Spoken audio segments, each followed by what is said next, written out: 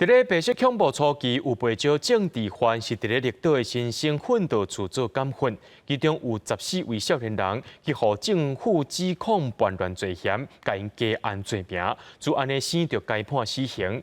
即阵国家人权博物馆甲受难者的口述历史公开，要提醒民众，这民主自由是真侪人牺牲所换来的。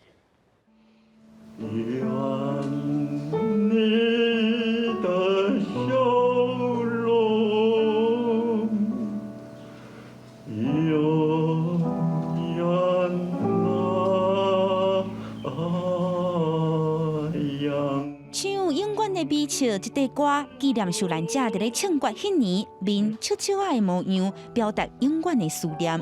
新生在叛乱案过尾70年，当年伫火烧岛做新生的蔡坤林先摆，真心痛。讲到呾加害者到底是谁，伊又唔知。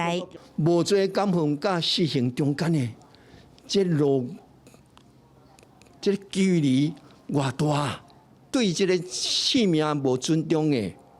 这款的哪吒到底是什么人？1953年到1956年，台湾白色恐怖初期，绿岛新生训导处发生再叛乱案的事件。14位少年人去互政府严格复审了后，以叛乱做理由，搁再按罪名，全改判死刑。宋文朴先生的爸爸就是其中一位。那我父亲是属于比较不幸的那一群人，在威权体制之下的白色恐怖。